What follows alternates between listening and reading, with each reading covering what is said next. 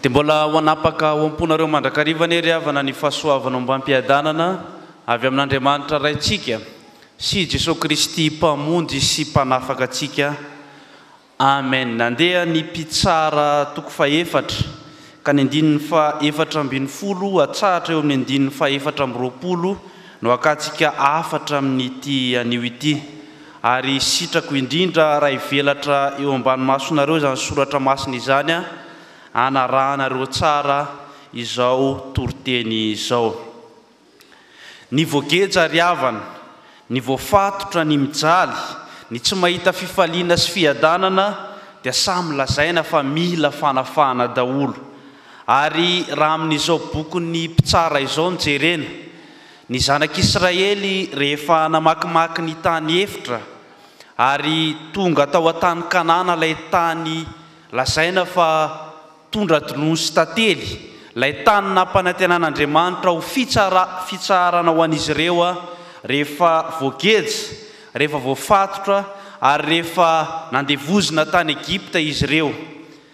Tao anatin'izany fotoana izany no tonga tao an-tany Kanana izy ireo rehefa nandalo sedra ny amin'izany hoe fandalovana tany efitra maro samihafa izany. Inona nefa ry havana ny zavatra niseho rehefa tonga tany amin'ny tany Kanana ireto zanak'Israely ireto dia mbola voafatotra ihany, mbola nisy nampahory ihany, ary izay no natonga ny mpitsara ny joro izay ny rahan'i Jehovah Andriamanitra. Ny mpitsara ry havana raha ny heviny dia tsy tahaka ny hoe mpitsara amin'ny endriny ankehitriny, izany hoe mpitsara any amin'ny tribonaly, fa ny mpitsara raha ny soratra masina ny jerena dia olona, lehilahy sy vehivavy ny rahan'Andriamanitra hanafaka ny vahoakany ao anatin'ny fanangejana sy ny famatorana ataon'ny olona na ny foko anankiray azy. Isika rehetra tokoa ry havana mety mieritreritra isika hoe tonga eo amin'ny tanjona efa niritsika, tonga eo amin'ny toerana efa niritsika rehefa nandalo ny efitra, tany efitra nandritra ny fotoana maro, efa nandalo sedra maro samihafa, efa nandalo mety fahorinana, mety nandalo fahasahiranana maro samihafa, dia mieritreritra isika hoe efa tonga tia Kanana zao, efa misitraka izany fitsarana avy amin'Andriamanitra izany zao. Indrisy anefa fa izao sy anao indraindray mbola mieritreritra ihany hoe voafatotra, indraindray mbola mieritreritra ihany hoe mijaly, indraindray mbola tsy mahita fifaliana, nefa isika dia efa mametraka ny tenantsika hoe tonga amin'izany tany Kanana izany.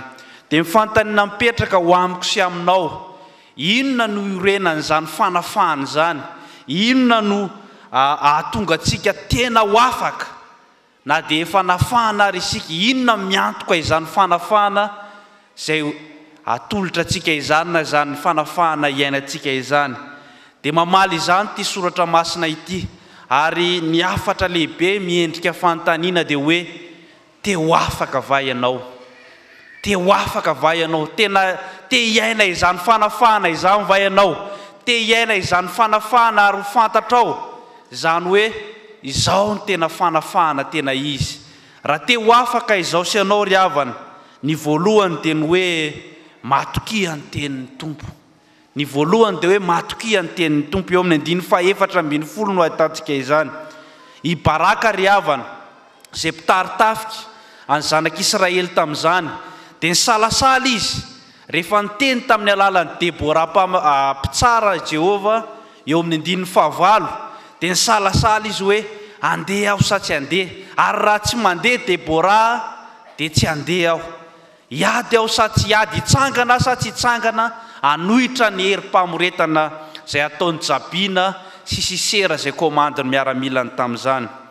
Manoloana ny toe-javatra iray isika ry havana dia mety misalasala isika, mety mipetraka mihitsy isika hoe izaho tsy hiroso fa zaho hijanona, aloha zaho voafatotra, aloha zaho ampijaliany fahavaloko ihany, fa tsy hitsangana aho na dia miteny ary ny Andriamanitra, miteny ary ny Andriamanitra amin'ny mpanompony hoe mitsangana, fa tolo Jehovah eo anoloanao ny fahavalonao. Dia indraindray isika tahaka amin'ny Baraka misalasala, hiroso sa tsy hiroso, ary rehefa mandre ny tenin'i Jehovah isika ary mandre isan'andro ny tenin'i Jehovah isika dia izay fisalasalana sy tsy finoana izay no mibahana ao an-tsaintsika. Anio ry havana dia anisan'ny firenena mankalaza ny amin'izany hoe fetiny reny izany isika, izany hoe fanomezana toerana ny renim-pianakaviana ao anatin'ny ankohonana, ao anatin'ny fianakaviana, ao anatin'ny fiangonana, ary eto anivon'ny firenena mihitsy. Ny reny rehetra dia tokony akatahaka ny Debora, ny reny izay mpitondra tenin'Andriamanitra, mpanosika, ireo izay misalasala, ireo izay matahotra tsy hiroso ny amin'ny ady hatrehana edina amin'ny fahavalo. Ny fahavalontsika kristianina dia tsy olona intsony fa ny fahotana, ny asan'ny devoly izay mamatotra antsika, fa ny reny dia ho mpitondra tenin'Andriamanitra, ho mpanosika ny raim-pianakaviana, ny ankohona, ny roso, ary atoky ny tenin'Andriamanitra mandrakariva eo amin'ny fiainany manontolo. Raha mijery any Jesosy Kristy isika ry havana, raha mijery ny filazantsara araka ny Jaona teo dia ny Jaona 9 izany, eo amin'ny 1:1 dia miteny Jesosy Kristy hoe raha maharitra miteniko ianareo, izany hoe raha mitoetra miteniko ianareo dia ho afaka tokoa ianareo, ary ho fantatrareo marina ary marina iny ozy izy no hanafaka anareo. Manahoana ry havana no fatokitsika n'io tenin'Andriamanitra io? Manahoana ny fianteherantsika amin'io tenin'Andriamanitra io? Satria ao anatin'io tenin'Andriamanitra io Jesosy no miteny hoe mpanafaka izy. Makanesa ty amiko ianareo izay miasa fatratra sy mavesatretana ozy izy, fa izaho no hanome anareo fitsaharana. Ilay fitsaharana, ilay fahatanterahany tany Kanana tamin'izany fotoana izany, ary tanteraka ao amin'i Jesosy Kristy izany. Hoy koa Jesosy hoe raha ny zanaka no hanafaka anareo dia ho afaka tokoa ianareo. Noho izany ry havana, izaho sy ianao mety mbola voafatotra, mety mbola voageja, mety mbola tsy mahita fifaliana sy mahita fiadanana eo amin'ny fiainantsika manontolo, mety mbola tsy tonga any amin'ny tany Kanana akory ary, fa eo an-dalana ny amin'izany dia ao amin'ny soratra masina miverina isika. Ao isika mila mitodika, ao isika mila mifantoka ny amin'izany hoe antoka iorenan'ny fanafahan'ny tompo antsika izany. Fa raha tsy mitoetra ao amintsika ny tenin'Andriamanitra, tsy mazoto isika mamaky io Baiboly io ary tsy matoky, fa misalasala ny amin'izany fahatanterahany soratra masina izany dia tsy hiaina ilay tena fahafahana mihitsy isika, ary tsy hanandrana akory izany tena fahafahana izany, fa fahafahana amin'ny endriny tsy maharitra, amin'ny endriny osoka, izay no hitantsika ary izay maharoboka antsika ary ho lavitra n'Andriamanitra isika. Fa ny faharoa ry havana, raha te ho afaka izaho sy ianao, raha te hiaina izany fahafahana tena izy izany izaho sy ianao dia mila matoky ny asan'ny tompo isika. Mila matoky ny asan'ny tompo isika. Eo amin'ny 5:20 hatramin'ny 4:20 farany no ahitantsika izany. Raha mijery eo amin'ny 5:20 isika dia misy dingana maro samihafa anehoan'Andriamanitra izany hoe firotsahany an-tsehatra amin'ny ady izay natrehan'ny zanak'Israely no taria amin'ny baraka sy ny mpitsara Debora tamin'izany fotoana izany. Inona ilay endrika fidirin'Andriamanitra an-tsehatra? Inona ilay endrika fanafahan'Andriamanitra? Dia ny voalohany dia hoe mampisaritaka amin'ny fahavalo eo amin'ny 5:20, izany hoe izany olona misaritaka izany. Ianao rehefa hiady dia mila filaminana, mila firindrana, misy zavatra arahana, drafitra ny ady hoe aveto anao dia maketo izao ny filahitry ny maramila, izao ny filahitry ny kalesy. Fa inona no nahazo an'ireto maramila ny Jabina sy Sisera ireto? Nisaritaka izy ireo. Tsy ao intsony izay filaminana izay rehefa niditra an-tsehatra Jehova niady tamin'izy ireo. Dia ny Eksodosy 4:20 dia manazava tsara ny amin'io hoe fisaritahana io. Raha nenjehan'ny Egiptianina ny zanak'Israely dia Jehova mihitsy nampisaritaka ny maramilan'ny Egiptianina tamin'izany fotoana izany. Ny fidiran'Andriamanitra an-tsehatra eo amin'ny fiainantsika dia ilay Andriamanitra mihitsy no lasa miady antsika, tsy ny maramilan'ny baraka no nampisaritaka ny maramilan'ny Jabina teto, satria raha ny hery no ampitoviana dia tsy afaka niady akory reto zanak'Israely reto, satria ny ray manana kalesy, manana maramila maro, fa ny ray kosa dia fitaovam-piadiana tsotra ny netiny ary lay Jehova mihitsy no niady niditra antsehatra nampisaritaka ireto a fahavalo ireto. Noho izany tsy niherin'ny fahavalo no entintsika ampalementsika na tsy atokisantsika ny asan'Andriamanitra fa lay Jehova Andriamanitra miditra antsehatra miasa eo amin'ny fiainantsika. Eo amin'ny 7:70 dia niala tamin'ny kalesy i Sisera. Ny kalesy ry havana dia fitaovam-piadiana mahery vaika tamin'izany fotoana izany ary fitaovam-piadiana nanaraka ny toetrandro.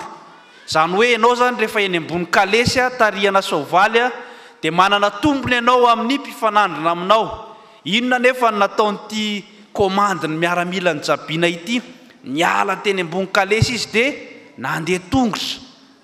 Zay zany le asan'Andriamanitra tamin'ity ady ity. Nandeha tongotra le olona teny ambony kalesy nitsoaka. Zany hoe ny tombony ananany dia tsy haintsony nampiasa azy satria tena nisaritaka izy. Ary nefa rahan'ity fahavalo ity dia nivonoany namany ihany izy, namany anteherany hoe hanavotra anazy, hanafina anazy, dia namono anazy. Tsy afaka ny antehatra tamin'ny namany intsony izy rehefa nidivan'i Jehova. Noho izany ry havana, mety mandalo ady isika, mety mandalo fahasairanana isika ny amin'izany lalany fanafana izany, fa ekeo Andriamanitra hiasa eo aminao. Atokiso ary hanano finoana io asan'Andriamanitra io. Aza ny fahavalonao nijerena na ny herin'ny fahavalonao, na ny herin'ny olona na zavatra na fiankinan-doha mamatotra anao, fa ny herin'ilay Andriamanitra tomponao nijerena, fa izy afaka manavotra anao amin'ny fomba sy fanao tsy takatra ao na oviana. Tanteraka ao amin'i Jesosy Kristy ry havan'izany asan'Andriamanitra izany. Jesosy Kristy izay mpamonjy sy mpanafaka, ary asan'i Jesosy Kristy izany manafaka izany.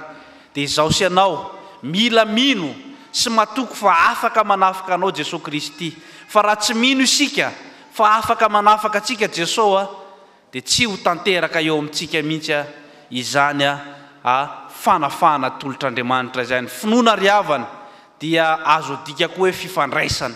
Zany hoe ny finoana ny asan'Andriamanitra io zany dia fifandraisanao amin'ny Jesosy velona io anafaka anao, analanao, andaminanao ary analanao anatina endrika fikorontanana izay miseho amin'ny endrika maro samihafa, ny tsy fifankatiavana ohatra eo amin'ny ankohonana, ny herin'ny zava-mahadomelona, herin'ny fijangatsangana izay manimba tokantrano maro amin'izao fotoana izao. Minoa an'Andriamanitra, minoa ny asan'Andriamanitra, manafaka atsika, manafaka aisy anao amin'izany gejany zay endriky ny asany devoly eo amin'ny fiainantsika izany. Feny ry havana, tsy afa-misaraka amin'ny teniny sy ny asan'ny tompo. Zany hoe tsy azo sarana zany hoe Andriamanitra miteny sy Andriamanitra miasa, fa miaraka mandrakariva ireo. Ary isika olombelona no misy an'izany hoe hafa ny zavatra tenenintsika ary hafa ny asa ataontsika. Fa rehefa miteny Andriamanitra dia mifanaraka amin'iny ny asany. Rehefa hanafaka izy dia mifanaraka amin'iny ny asany. Ary anetry ny fahavalontsika, ny endrika mangejantsika, ny zavatra mangejantsika, anafoana izany no ataon'Andriamanitra eo amin'ny fiainantsika. Amin'ity volana ity isika fiangonana ry havana dia makalaza ny volany vokovoko manga. Inona moa ny ataon'izany vokovoko manga izany? Dia mitarika antsika fiangonana hiala ny amin'izany gejany zava-mahadomelona izany. Raha ny vaovao eto Madagasikara dia maro ny tanorantsika, na ny lehibe koa aza mbola voagejan'izany zava-mahadomelona izany. Dia andeha isika hanantona an' Jesosy, andeha isika hiverinao amin'ny teniny, ahaizantsika miala, ahaizantsika manafaka ny tenantsika, izay fidiran'Andriamanitra tsehatra, izay Andriamanitra mpanafaka hiala amin'ny endrika mangejantsika. Dia ho an'Andriamanitra irery ihany ry havana ny voninahitra, fa ny teniny, ny asany hiasa amintsika mandrakariva, ary hitombo finoana mandrakariva isika ka tena ho afaka tokoa hahita ilay tany Kanana ary tena hiaona amin'i Jesosy Kristy tokoa eo amin'ny fiainantsika manontolo. Amen.